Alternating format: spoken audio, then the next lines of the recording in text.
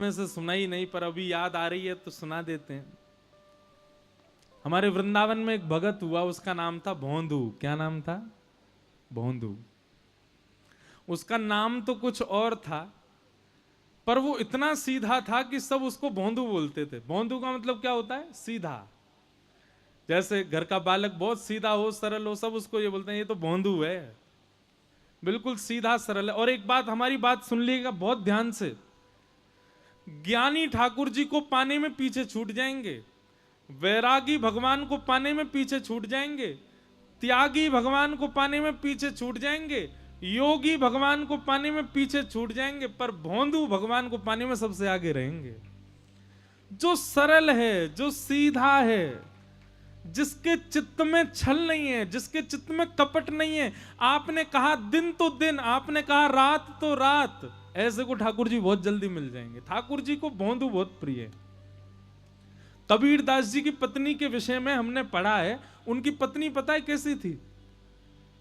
कबीर दास जी कभी कभी सुई में धागा पिरोते थे, तो धागा पिरोने के लिए सूर्य के प्रकाश में बैठे हैं, धूप निकल रही है, 12 बज रहे हैं दोपहर के, खूब प्रकाश हो रहा है, और वो अपनी पत्नी से कहते थे, अरे सुनती हो? बोले हाँ जी बोलो। वो धागा पिरोना है सुई में, जरा दीपक जला के लाओगी? तो दीपक जला के बैठेंगे तो धागा पिरोएंगे उसके प्रकाश में। अरे भाई अंधेरा हो रहा हो, शाम हो रहा हो, तो दीपक मंगाओ, तुम प्रकाश में बैठ करके दीपक मंगवा रहे हो। उनकी पत्नी कैसी थी? वो पूछती नहीं थी, तुरंत दीपक लेकर के आके धर देती थी, आप सुई पिरो लो। कबीर दास जी की पत्नी को भी ठाकुर जी का साक्षात्कार हुआ। क्यों? सरल थी, सहज थी। इसलिए भैया एक बात हमारी बहुत ध्यान से सुन लीजिए, आप जितने चतुर बनोगे संसार के उतने प्रिय रहोगे, और जितने सीधे बनोगे ठाकुर जी के उतने प्रिय रहोगे। चतुर व्यक्ति संसार को प्रिय होता है। ओहो, विवाह में अड़चन आ रही है, विवाह में कोई दिक्कत आ रही है, तो घर का वो सदस्य ढूंढा जाता है जो बहुत चतुर होता है। या तो चतुर व्यक्ति ढूंढा जाता है, या फिर बहुत अनुभवी व्यक्ति ढूंढा जाता है। बड़े बूढ़े लोगों से पूछा जाता है, सलाह मशवरा की जाती है, आप बताइए क्या करें, ऐसे ऐसे अड़चन आ रही है। या फिर चतुर व्यक्ति ढूंढा जाता है जो बहुत जल्दी जल्दी कैसी भी स्थिति हो उससे सुलझना जानता है। ऐसा चतुर व्यक्ति ठाकुर जी को प्रिय नहीं है। तो वृंदावन में एक भक्त गैया चराता था, एक आश्रम की गैयाओं की सेवा करता था। इतना सीधा था कि पूरे आश्रम के बालक, आश्रम के गुरुजी सब उसको बोलते थे भोंदू। उसका नियम था, वो शाम को जैसे आप लोग बैठे ऐसे बैठ करके अपने गुरुजी के प्रवचन सुनता था। कथा सुनने से ठाकुर जी से प्रेम कैसा होता है ये हम बता रहे हैं। तो एक बार गुरुजी वर्णन कर रहे थे कथा में कि भगवान श्री कृष्ण भांडीर वन, यमुना जी के पल्ली पार भांडीर वन में गैया चरा रहे थे। और भांडीर वन में गैया चराते हुए श्री कृष्ण का स्वरूप कैसा है? बोले मोर मुकुट धारण किया है, बैजंती माला पहनी है, वेणु का रौ कर रहे हैं, मधुर बांकी अदा से चल रहे हैं, पीली धोती पहनी है, सुंदर नीला पटका पहना है, ठाकुर जी में से कस्तूरी की सुगंधी आ रही है, और ठाकुर जी गैयाओं आगे गाय, पाछे गाय, इत गाय, उत गाय, चारों तरफ गैयाओं के बीच में ठाकुर जी हाँकते भय गैयान को चल रहे हैं। अब सामने बैठा भोंदू सुन रहा था। भोंदू बोला, गैया चराने तो मैं भी जाता हूं, और 2-3 बार तो मैं भी भांडीर वन गया हूं, मुझे तो श्री कृष्ण नहीं मिले। उसके चित्त में ये बात नहीं आई कि ये द्वापर युग की बात बता रहे हैं। उसको ये लग रहा है कथा सुनते सुनते कि गुरुजी कह रहे हैं, इसका मतलब अभी भी कृष्ण गैया चरा रहे होंगे। यहां इतने लोग बैठे, हमें बिल्कुल सत्य बताना। हम जब कथा सुनाते हैं, ठाकुर जी की कोई लीला बताते हैं, तो आपके चित्त में ये बात आती ही नहीं है कि अभी ऐसी लीला हो रही होगी। आपके चित्त में आता है किसी काल में भगवान करते रहे होंगे। क्यों? हम चतुर बहुत हैं, हमको लगता अभी थोड़ी होती होगी लीला। पर भोंदू के मन में आया, ये गुरुजी कह रहे हैं भांडीर वन में ठाकुर जी गैया चराते हैं, इसका मतलब भांडीर वन तो मैं भी जाता हूं, मुझे तो नहीं मिलते ठाकुर जी। फिर स्वयं कोई टोक करके बोला, अरे भोंदू तू भोरो है, तेने खोजो ही नाए होगो, तू भांडीर बन जावे, गैयान को चरतो भयो छोड़ के स्वयं पेड़ के नीचे जाके सो जाए, कहां तो मिलेंगे ठाकुर जी? अब की बार जाऊंगा ढूंढूंगा ठाकुर जी कहां हैं। इतना भोला। अगले दिन गैया चराने के लिए गया तो भांडीर वन में, अब वो तो ढूंढने लगा। गुरुजी से प्रवचन में सुना था कदम्ब वृक्ष के नीचे ठाकुर जी मिलते हैं, तो कदम्ब के वृक्ष ढूंढने लगा, कहां है कदम्ब वृक्ष? गुरुजी ने कहा था जहां छांव होती है ठाकुर जी वहां बैठते हैं, तो छांव में जाके ढूंढने लगा। गुरुजी ने कहा था ठाकुर जी यमुना जी के तट पर मिलते हैं, तो यमुना पुलिन पर घूमने लगा। 1 दिन 2 दिन 3 दिन 4 दिन, अब तो रोज भोंदू ढूंढे, पूरा भांडीर वन ढूंढ लिया। 4 दिन बाद श्री राधा रमन लाल जी से रुका नहीं गया, बोले कि ये भोंदू रोज ढूंढता है मुझको, इसको लगता है मैं गैया चराने आता हूं, आज इसकी मनोकामना पूरी कर ही देता हूं। और आज भोंदू जैसे ही भांडीर वन में गया गैया चराने के लिए, तभी क्या दिखता है, असंख्य गायों का झुंड सामने से आ रहा है, विशाल सींग सब गैयाओं के, ये महाराज विशाल गैया। और जैसे ही वो गैया इतर हुई, इतर होते ही उसने क्या देखा, श्याम वर्ण त्रिभंग लली पीतांबरी पहने हुए श्री बाल कृष्ण चलते हुए उसकी ओर आ रहे। मोती की लड़ धारण करी है, घुंघराले केश हैं, एक मोर पिछ ऊपर पहना हुआ है, कानों में मकराकृत कुंडल हैं, गले में सुंदर वैजंती माला है, ऊंची धोती पहनी है, पांवों में मोटे मोटे कड़ूला पहने हैं, हाथों में कंगन पहने हैं, बाजूबंद पहने हैं, कटाक्ष कटीले नेत्र हैं, मधुर मुस्कान है, श्याम वर्ण के ठाकुर जी चलते भय गैया चराते भय आ रहे हैं। ऐसे बढ़िया सुंदर एक डंडा अपने कंधा पे लगा के और दोनों हाथ ऐसे उस पर पधरा करके ठाकुर जी चलते भई गैयान के पीछे पीछे आ रहे हैं। भोंदू ने जैसे ये स्वरूप देखा, वहीं से दंडवत होने लगा, जय हो जय हो जय हो, आज दिख गए श्याम सुंदर। ठाकुर जी उसके पास आके खड़े हो गए, अरे लाला। अब वो तो उसके तो हाथ पांव कांपने लगे ठाकुर जी को देख के। ठाकुर जी बोले अरे यहां कहा कर रहे है? अब तो वो तो बोले ही नहीं पा रहा, उसका तो मुंह कांप रहा है। ठाकुर जी बोले घबराए मत, तो मारवे थोड़ी आया हूं मैं। अच्छा ये बता तेरा नाम कहा है? तो भोंदू ने उत्तर दिया मेरो नाम भोंदू है। अब तो भोंदू नाम सुनते ही ठाकुर जी बोले कहा नाम बताया होते ने? बोले मेरो नाम भोंदू है। ठाकुर जी तो बैठ गए, जोर जोर से हंसने लगे, कभी इधर गिरे कभी उधर गिरे, लोटपोट है करके ठाकुर जी फिर पूछे तेरा नाम कहा है? बोले मेरो नाम भोंदू है। अब तो ठाकुर जी इतने खुश हुए, उसको ऐसे गले में उसके गलवैयां डाल करके अपने हृदय से लगा, वो तेरा नाम बड़ा सुंदर, सुन तू मेरो मित्र बन जा, आज तो मैं तेरा मित्र हूं। भोंदू के नेत्रों में आंसू आ गए, बोले मैं आपके लायक ना हूं ठाकुर जी। बोले ऐसे काय को बोले? देख तू भी गैया चरावे मैं भी गैया चराऊं, तू गैया को दूध काढ़े मैं गैया को दूध पीऊं, तू गैया को दूध काढ़ के मक्खन बनावे मैं मक्खन खाऊं, तू भी भांडीर बनावे मैं भी भांडीर बनाऊं, हम दोनों एक से। और सुन तू भी भोंदू और मैं भी भोंदू, हम दोनों मित्र हैं, सब तो समान है। भोंदू बोलो आप भोंदू कैसे? बोले मैं हूं भोंदू, दुनिया के भगत आमे 100 रुपया चढ़ा करके 1 करोड़ मांग के जाए मैं दे दूं, मैं हूं भोंदू, सीधा हूं, सबन पर कृपा कर दूं, तेरे जैसो सीधा हूं। भोंदू से मित्रता हुई। ठाकुर जी बोले अब बात ही बना तो रहेगो, कचुक खवावे को पिवावे को भी, चल जल्दी निकार कचुक खवा, मुझको भूख लग रही है।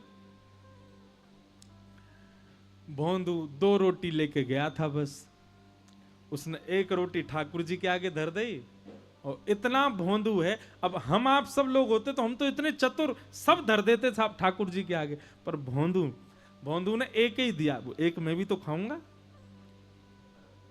ठाकुर जी के आगे धर दी, वहां में अचार धर दियो। ठाकुर जी ने चट चट सबरी रोटी खा ली। अब भोंदू से कहने लगे अरे तेरा मित्र बनूं, चल ला ये रोटी दे दे। तो भोंदू बोलो आधी ले लो, आधी मैं खाऊंगा, मुझको भूख लग रही है। ठाकुर जी बोले तू बहुत सीधा हो भैया भोंदू, ले आधी तू खा आधी मैं खाऊं। भोंदू बोलो अब मुझको पता चल गई तुम्हारी खुराक बहुत ज्यादा है, कल से मैं 2 रोटी तुम्हारे काज अलग से ले आऊं। ठाकुर जी बोले दारी के 2 रोटी में मन ना लगे, 4 लियो मुको। भोंदू बोलो तो 2 मेरी 4 आपकी। ठाकुर जी बोले हाँ ऐसे ही करियो। ठाकुर जी अपनी गैया लेके चले गए, भोंदू अपनी। अब भोंदू इतना सीधा, उसने आश्रम में जाके किसी को नहीं बताया। उसको लगा ये सब भगवान से मिलते हैं, मैं ही अभागा हूं, मुझे इतने दिन बाद ठाकुर जी मिले। शाम को जाकर के हाथ पांव धो के गैया सब गौशाला में बांध दी, सानी कर दी, दूध निकाल के शाम को सत्संग में जाके बैठ गया। पूरी कथा सुनी, रात में सो गया। बहुत प्रसन्न है भोंदू, ठाकुर जी मेरे संग खेलने आए थे। दूसरे दिन भोंदू गया रसोई घर में, जाके रसोईया से कहने लगा भैया आज 6 रोटी दे दो। बोलो ए भोंदू तू तो 2 ही रोटी पाता है, ये 6 रोटी क्यों चाहिए? भोंदू बोलो वो नंद नंदन ठाकुर जी आए थे कल गैया चराते हुए, भूखे रह गए, बड़ो पेट है उनको, यूं कह रहे 4 रोटी लियो, मेरे 4 उनकी 2 मेरी। रसोईया बोले हे भोंदू कुछ भी बोल लो है, नंद नंदन ठाकुर जी आए, एक काम कर गुरु जी से बुलवा दे, गुरु जी बोल देंगे तो दे देंगे हम तो को। भोंदू गया गुरु जी के पास, गुरु जी एक निवेदन करनो। गुरु जी बोले हाँ भोंदू बोल। मैं गैया चरावे जा रहे हो तो मैंने रसोईया से कही 6 रोटी दे दे, वो मना कर रहा है, आप कह दो। रसोईया ने कही जय जय ये 2 ही रोटी खावे, आज 6 का ही को मांग रहा है। बोले अरे भोंदू तू 6 क्यों मांग रहा? बोले नंद नंदन यशोदा नंदन ब्रज उर चंदन जिनकी आप कथा सुनाते हो श्री कृष्ण, कल वो आए थे गैया लेके, मेरी सबरी रोटी ने खा गए, या हमारे वो भूखे रह जाए, उनके काजे रोटी ले जा रहा हूं, आप आज्ञा दे दो। गुरुजी बोले ए भोंदू इधर आ। कौन आते हैं? बोले गुरुजी आप जिनकी चर्चा सुनाते हो ना, भांडीर वन में गैया चराने आते हैं, पीली पीतांबरी पहनते हैं, टेढ़ा मुकुट पहनते हैं, कानों में मकराकृत कुंडल पहनते हैं, वैजंती माला पहनते हैं, सांवरे सलोने बंशी बजाते हैं, कटाक्ष नेत्र हैं, मधुर मुस्कान है, वही नंद नंदन श्री कृष्ण कल गैया चरावे भांडीर वन में मुंह को मिले, मेरी रोटी खा गए, या हमारे में आज ज्यादा ले जा रहा हूं। गुरुजी समझ गए, बोले भोंदू झूठ नहीं बोलता, भोंदू सच में वो आए थे? हाँ गुरुजी। अच्छा जब वो आए थे तो उनकी सुगंधी कैसी थी? बोले गुरुजी ऐसा लग रहे हो मानो जैसे कोई ने केसर चंदन घिसके और वो धर दिया हो कटोरी में, वाकई जैसी सुगंधी आवे वैसी सुगंधी। भागवत जी में वर्णन है ठाकुर जी में से चंदन की सी सुगंधी आती है। गुरु जी के नेत्र सजल हो गए, बोले और बताना। बोले घुंघराले केश हैं और घुंघराले केशन की बेणी बनी भई है, और वह बेणी में ऐसी मोर पिछ ठाकुर जी पहन के आमे। गुरु जी बोले और बताना भोंदू। बोले ठाकुर जी जब जोर से ठहाको मार के हंसे ना, उनके दंतावली देख करके, उनकी मधुर मुस्कान देख करके तो ऐसा लगे कोटि कोटि चंद्रमा उन पे वार दो, इतने सुंदर लगे। और बताना भोंदू। बोले गुरुजी कल जब उनने मेरे गले में गलवैयां डारो ना, तो जैसे हम आप एक दूसरे के गले में गलवैयां डारे तो निष्ठुर था को अनुभव होवे, ऐसा अनुभव होवे या कि हड्डी चुभ रही है। पर जब कल उनने मेरे गले में गलवैयां डारी ना, मुझको ऐसा अनुभव ही ना भयो, मुझको तो ऐसा लगो कोई मखमली गद्दा मेरे कंधा पे धर दियो, इतने कोमल अंग उनके। गुरु जी को विश्वास हो गया कि इसको कृष्ण मिले। हाथ पकड़े, भोंदू मेरो एक काम करेगो? बोले हाँ बताओ ना गुरुजी। वो आज भी आएंगे? बोले हाँ आएंगे। तू उनको लेके आश्रम आ जाएगा? भोंदू के मन में आया गुरुजी इतने शिष्य आपके, आप मुझसे ही क्यों कह रहे हो कि इतने योग्य बालक, सब पढ़ना लिखना जानते हैं, सब संस्कृतज्ञ, मैं तो ग्वारिया हूं, मुझे तो गैया चराते मिल गए कल गलती से, आप सबको तो वो रोज ही मिलते होंगे ना, आप किसी भी बालक को कह के बोल मैं कैसे लाऊं? गुरुजी ने हृदय से लगा लिया, बहुत भोला है भोंदू तू। हाँ सबको मिलते हैं, लेकिन हम चाहते हैं कि तू ही लेके आ उनको।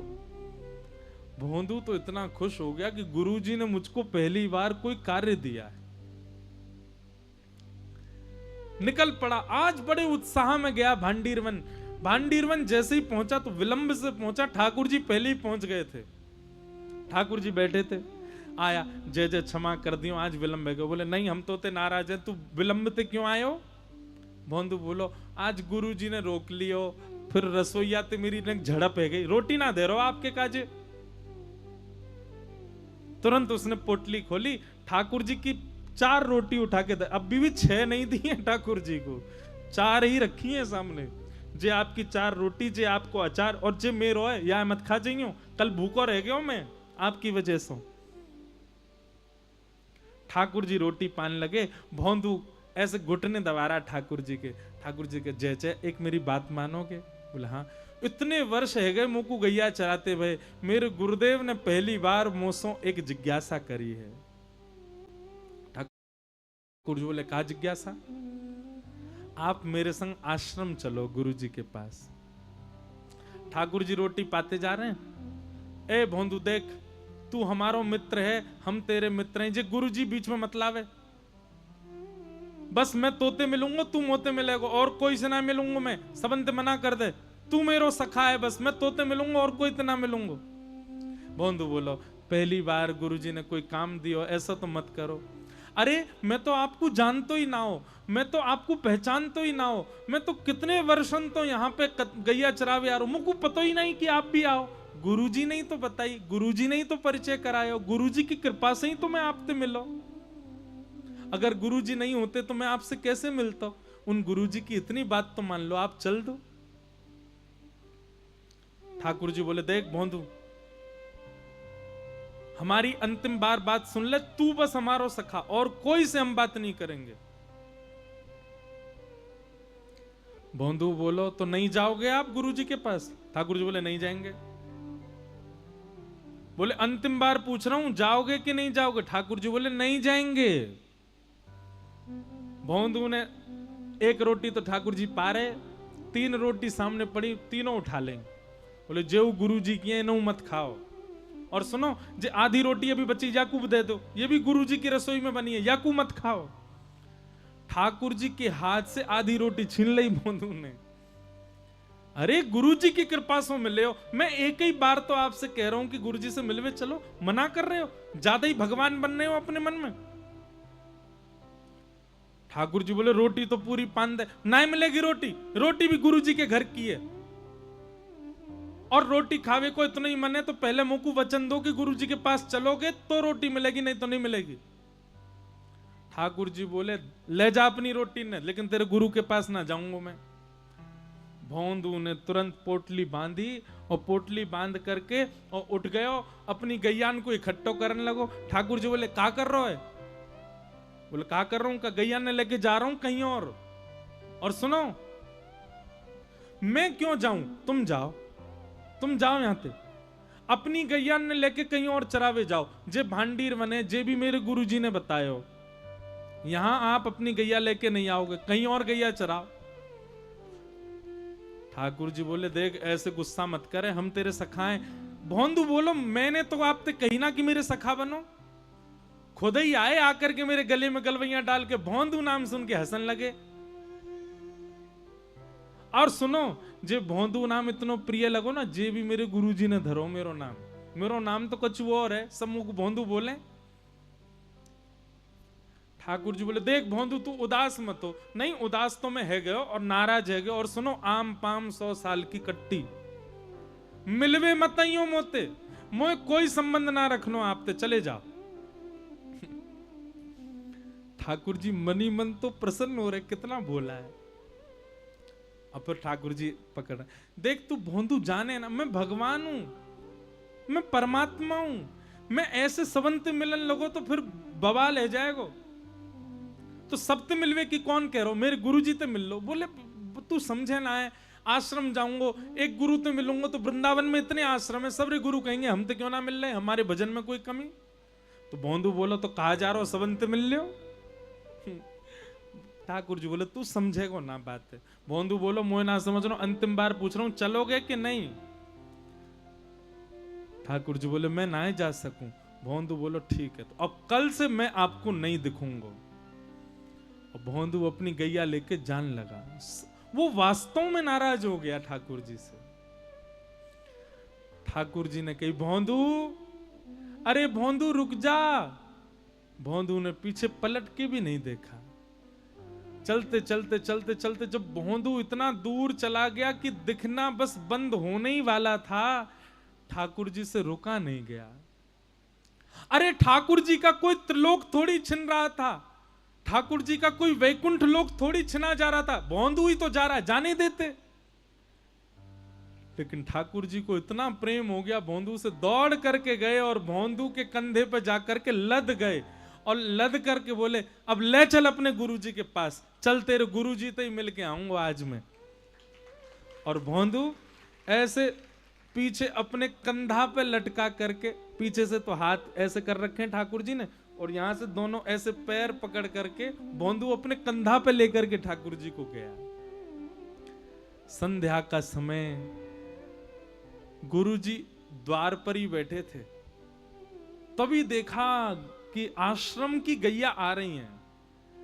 गुरुजी तो व्याकुल हो गए, अब दिखेंगे, अब दिखेंगे, अब दिखेंगे।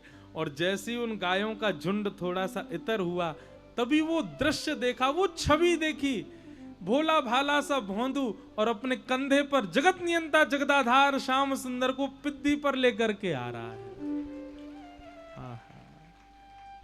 देखते ही गुरुदेव मूर्छित होकर के गिर पड़े, मूर्छा आ गई उनको। जैसे ही गुरुदेव को मूर्छित होते हुए देखा, भोंदू ने ठाकुर जी तो छोड़ दिए, दौड़ के गए गुरु जी को संभालन लगो, जल आदि डालो। गुरु जी होश में आए, जैसे नेत्र खुले तो क्या देखता है कि भोंदू की गोद में गुरु जी और सामने श्याम सुंदर खड़े। दर्शन करके रोना बंद ही नहीं हुआ। ठाकुर जी को प्रणाम किया और ठाकुर जी को प्रणाम करने के बाद भोंदू के चरणों से लिपट गए गुरुदेव। भोंदू कहने लगा, गुरु जी क्या कर रहे हैं आप अरे जे मत करो, अरे गुरु जी मैं याके योग्य ना हूं।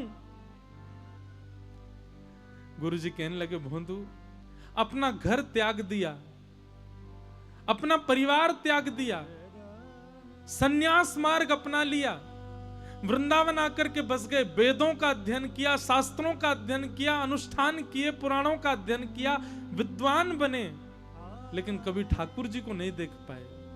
और तू अंगूठा छाप, बिल्कुल पढ़ा लिखा नहीं, इतना भोला, इतना सीधा कि चंद्रमा को सूर्य बता दें तो तू मान लेता है। तेरे सीधेपन से आज जगत नियंता जगदाधार तेरी कंधे पे बैठ करके आ गए। धन्य है भोंदू। ठाकुर जी ने गुरुदेव को दर्शन दिया और भोंदू को अपने संग लीला में लेकर के भगवान वहां से अंतर्ध्यान हो गए। भोंदू अदृश्य हो गया।